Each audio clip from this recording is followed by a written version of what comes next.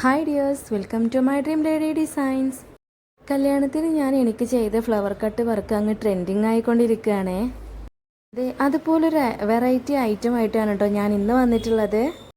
ഈ ഒരു വർക്ക് ഞാൻ എൻ്റെ സിസ്റ്ററിന് വേണ്ടി ചെയ്ത് കൊടുക്കുന്നതാണ്. 6 മാസമായിട്ട് ഞാനിത് ഹോൾഡ് ചെയ്ത് വെച്ചിട്ടിരിക്കുന്ന ഒരു ക്ലോത്താണ്. അവൾ ഒരുപാട് മുന്നേ എനിക്ക് തന്നിട്ടുള്ള ഒരു വർക്കായിരുന്നു കേട്ടോ. അന്ന് അവൾ എനിക്ക് വേറൊരു ഡിസൈനായിരുന്നു കേട്ടോ ഇതിനും ചെയ്യാൻ വേണ്ടി തന്നിട്ടുണ്ടായിരുന്നത്. പക്ഷേ എൻ്റെ വർക്ക് ഇറങ്ങിയപ്പോൾ അവൾക്ക് ആ ഒരു വർക്ക് തന്നെ ഈ ഒരു ഡ്രസ്സുമ്മ ചെയ്യണം എന്നുള്ള നിർബന്ധമായി. എൻ്റെ ഡ്രസ്സിൽ ചെയ്ത ആ സെയിം ഡിസൈൻ അല്ല കേട്ടോ ഞാൻ ഈ ഒരു വർക്കിൽ ചെയ്യുന്നത്. ഇത് വേറൊരു പരീക്ഷണമാണ് കേട്ടോ. കാരണം നമുക്ക് പരീക്ഷിക്കാൻ നമ്മുടെ ഡ്രസ്സും പിന്നെ നമ്മുടെ സ്വന്തക്കാരുടെ ഡ്രസ്സും മാത്രമല്ലേ ഉണ്ടാവുള്ളൂ. അതുകൊണ്ട് തന്നെ അവളുടെ ഡ്രസ്സ് തന്നെ ഇരിക്കട്ടെ ഇനി അടുത്ത പരീക്ഷണത്തിനെന്ന് വിചാരിച്ചു. ഈ ഒരു വർക്ക് നമ്മൾ ഫ്ലവർ ഷേപ്പിൽ കട്ട് ചെയ്തെടുത്തതിന് ശേഷം നമ്മൾ ക്ലോത്തും അതുപോലെ ആ ഒരു ഷേപ്പിൽ കട്ട് ചെയ്തെടുക്കുകയാണ്.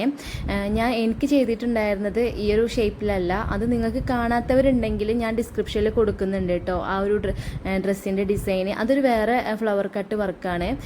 ഇത് നമുക്കൊന്ന് ട്രൈ ചെയ്ത് നോക്കാം കേട്ടോ. എല്ലാം പരീക്ഷിക്കണ്ടേ.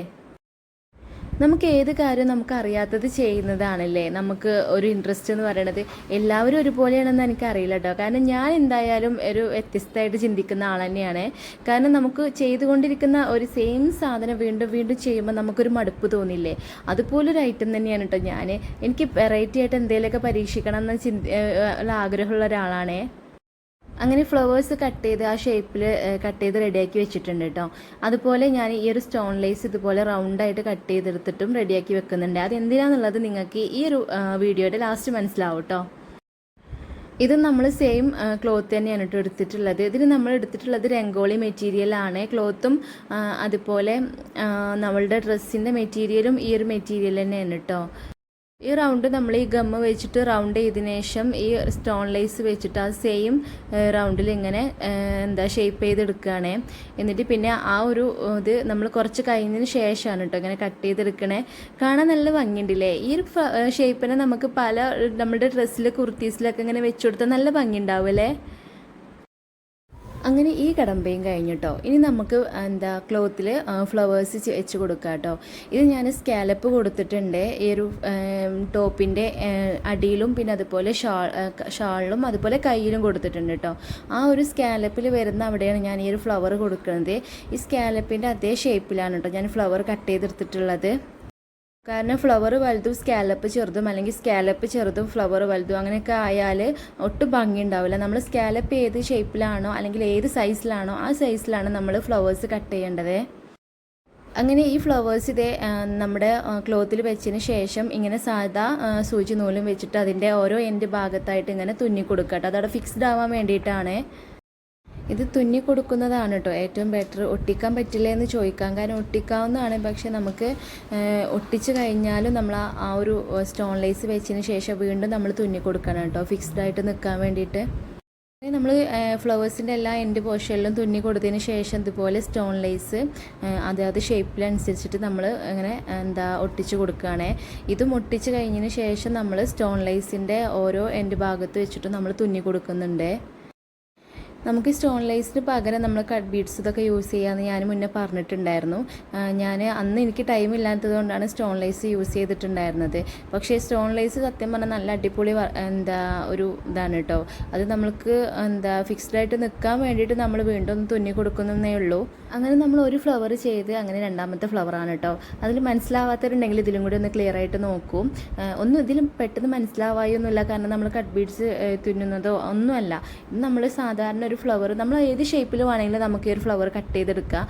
ആ ഒരു ഷേപ്പിൽ നമ്മൾ ആ ലേസ് ഇങ്ങനെ വെച്ച് കൊടുത്താൽ മതി മാത്രമേ ഉള്ളൂ കേട്ടോ.